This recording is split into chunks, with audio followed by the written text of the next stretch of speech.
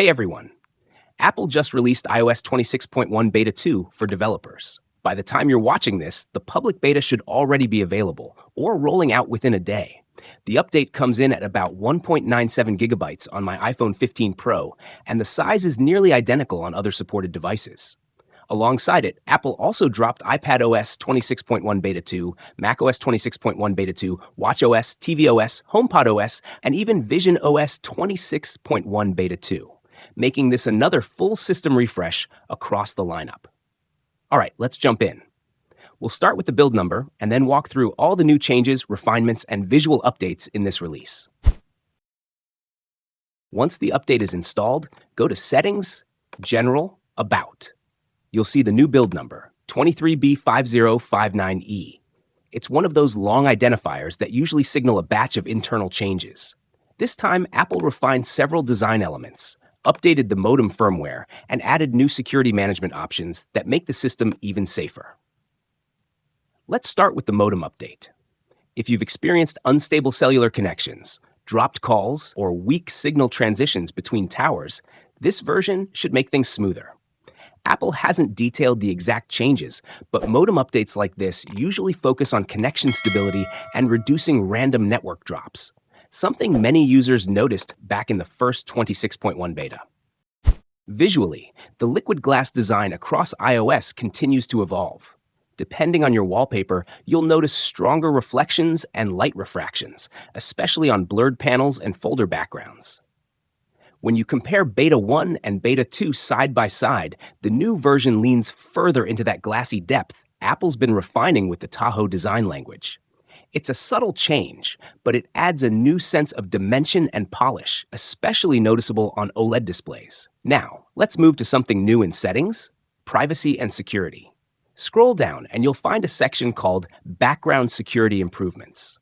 This feature allows iOS to automatically install small security patches between major updates, essentially micro-updates that strengthen your protection without needing a full iOS release.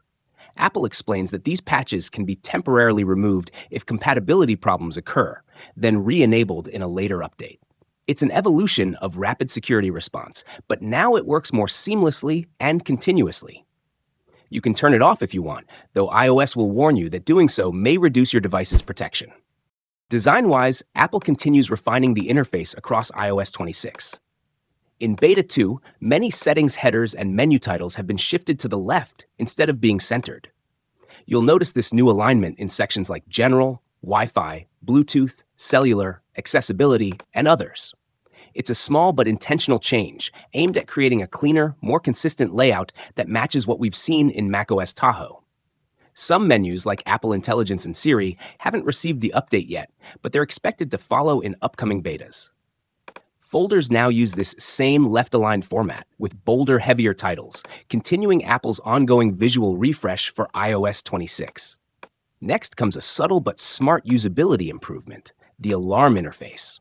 When an alarm goes off, you'll no longer see a single tap to stop button. Instead, iOS now shows slide to stop and slide to snooze controls. This makes it much harder to turn off an alarm by accident. A welcome change for anyone who tends to silence their wake-up call without realizing it. In Photos, when setting an image as your wallpaper, Apple has refined the liquid glass overlay again. The glass reflections look smoother and more consistent with the rest of the system UI.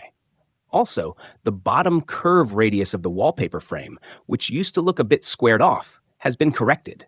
It now flows naturally into the edges, which helps wallpapers feel more integrated. There's also a minor behavior tweak. Sometimes when adding widgets, you'll briefly see a Preparing Widgets message before the panel loads. That's new in Beta 2 and might be related to caching improvements behind the scenes. Under Settings, Sound, and Haptics, you'll notice a tiny color change. The Silent Mode toggle now appears red instead of green when enabled. It's a small visual cue, but one that makes more intuitive sense, red for muted or stopped sound. If you use the Health app, Apple quietly brought back hypertension notifications under the Heart section. These alerts weren't showing up in Beta 1, but they're back now, and they sync properly with Apple Watch data. This helps users monitor blood pressure trends and get notified if values drift into concerning ranges. Inside the Photos app, Long press on an image and you'll see a redesigned context menu. It now has the signature liquid glass blur, and Apple moved the delete option to the top of the list. It's a small reordering, but it gives a more polished feel overall, continuing Apple's focus on micro-design consistency. Another small but noticeable change appears under display and brightness. The preview thumbnail now shows the official iOS 26 default wallpaper, replacing the older placeholder from iOS 25. Interestingly, under the display zoom section, the preview still shows the old wallpaper. So that part of the UI hasn't caught up yet. Expect that fix in the next beta.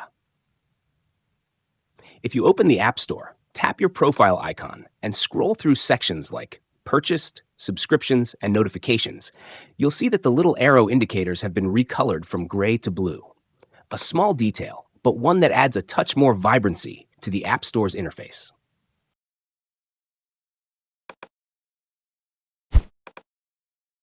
The Apple Support app has also been visually refreshed, now fully adopting the liquid glass aesthetic with frosted panels and new navigation bars. The app looks far more in sync with iOS 26's system-wide design, giving the entire experience a cohesive feel. United Airlines boarding passes now integrate directly into Apple Wallet. Driver's licenses and ID cards are officially supported in North Dakota, and more regions are expected soon. References to digital passports have appeared in the code, suggesting Apple's preparing that feature for a future rollout. As for bug fixes, one improvement worth noting is that the wallpaper dimming bug appears to be resolved. Previously, the home screen wallpaper would darken inconsistently, but now it stays properly bright. However, there's still a shortcut configuration bug in Control Center. If you try to assign a specific shortcut, the picker may not open properly. It's not new, but it remains unresolved in this beta.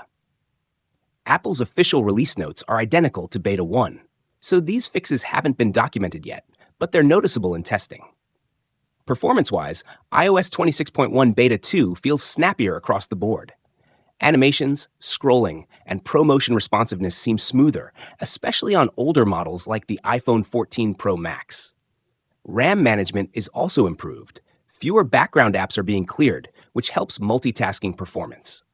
Heat levels during installation and use are moderate.